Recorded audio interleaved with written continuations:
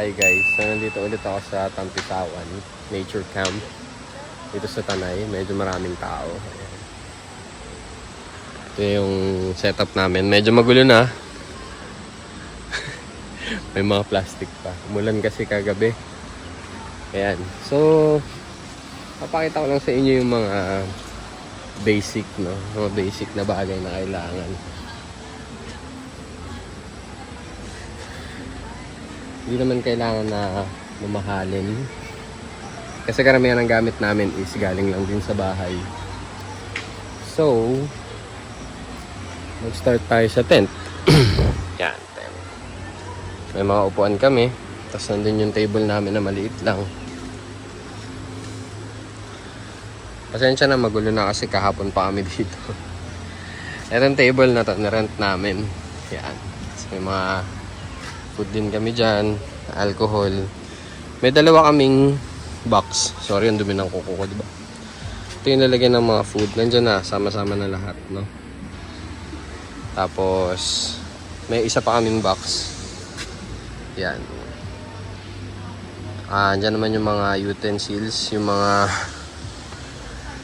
mga pinggan, ganun. Tsaka mga kawali. At cooler, syempre. Ito, mga galing lang sa bahay ito eh. Kung gusto nyo mag-start ng camp, di naman talaga kailangan masyadong mag-arbo agad. Wala kaming stove ngayon, pero dito ko lang ginawa lahat. Sa ihawan na to. Siyempre, kailangan nyo ng plastic bag, no? Para sa mga kalat nyo. Ito yung mga damit ko kahapon. Ito, yung kawali namin. Kasi ito yung kaserola. Ayun, dalawang lutuan lang. Siyempre, lagyan ng tubig. Ito. May problema lang ako dito. Naglalasang plastic siya. Bigas. Yan. Tapos ito yung iba sa utensils namin. So, kung gusto mo mag-start ng camp, kasi usually ang iniisip nyo, tent. Ganon. Upuan, lamesa. Pero mag-invest din kayo sa trapal. Or sa canopy. Ito. Itong canopy namin, trapal namin. Trapal talaga yan, pambahay yan. Ano yan? Matagal na sa bahay. Tapos yun na, sobrang useful niya kahapon kasi sobra-sobra yung ulan, no? Yung tali ko dito, hindi siya yung normal na tali ng ng mga canopy. Pangsampayan to eh. Binili ko sa parang general merchandise store.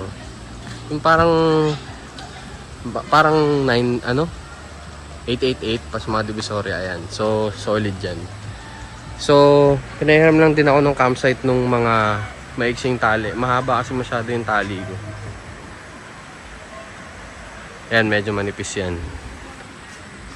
Dito hindi na namin sinecure yung ground sheet. Yung ground sheet ko, yung gray, eto, trapal lang din yan. Gulo, di ba? Kasi kataas na namin mag-almusal. So, hindi pa kami nakapaghugas, no? So, yun.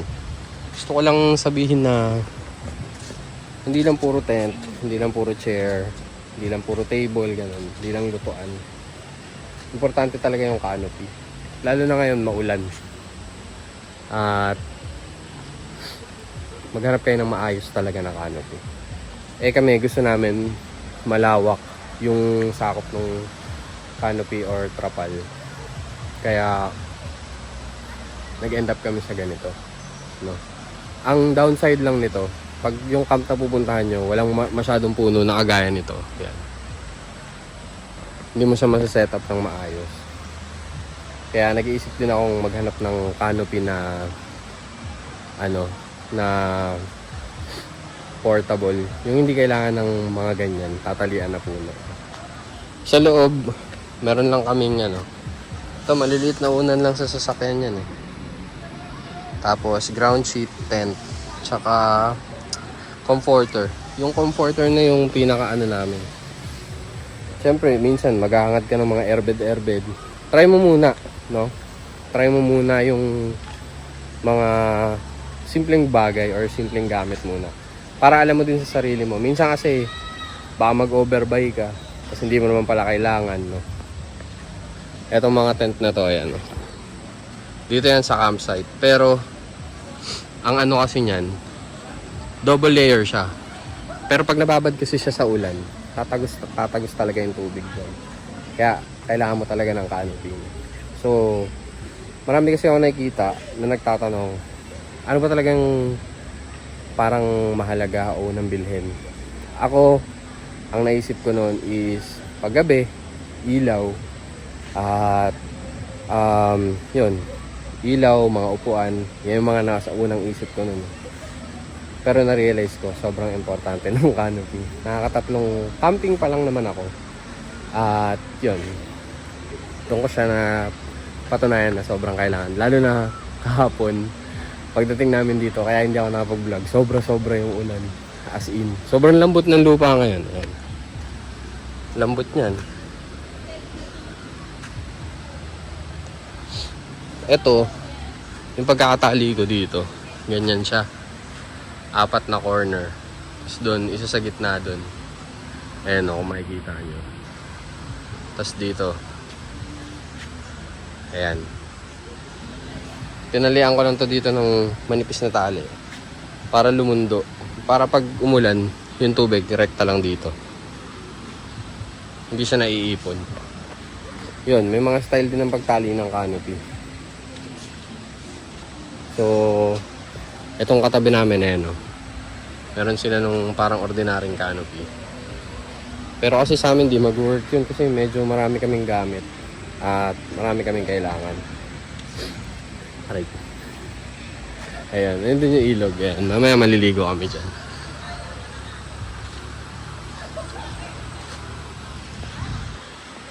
So para sa akin, chairs, table, at tent, canopy.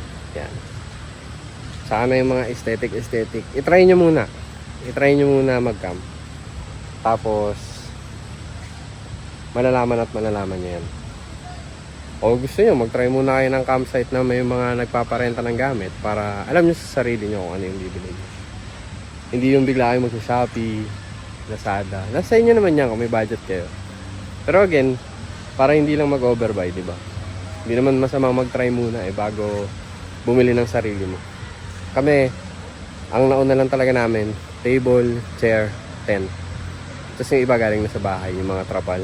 Tapos yung mga cooler, ganyan. Yung unang camp nga namin, hiram lang yung canopy na isa.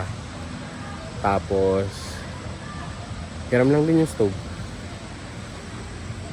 So, wala nga kaming stove ngayon gamit lang namin ihawan. Nakasurvive naman, napagsaing, napagprito, napagluto ng pansit canton, nakapag-ihaw syempre. Dala ka lang maraming ulo. May ganito din kami, yan. Kettle. Para sa kape. Ganun lang. So, syempre, iba nakikita nyo maganda talaga yung setup. Kami, sobrang simple lang kaya, di ba mukhang magulo. Kasi kung ano lang talaga yung kaya din ang budget namin, at kung ano lang din yung kaya namin bit-bitin. Maliit lang yung sasakyan namin, hatchback lang, Toyota Wigo. So, kaya ganun. Try nyo mag-camping, masaya.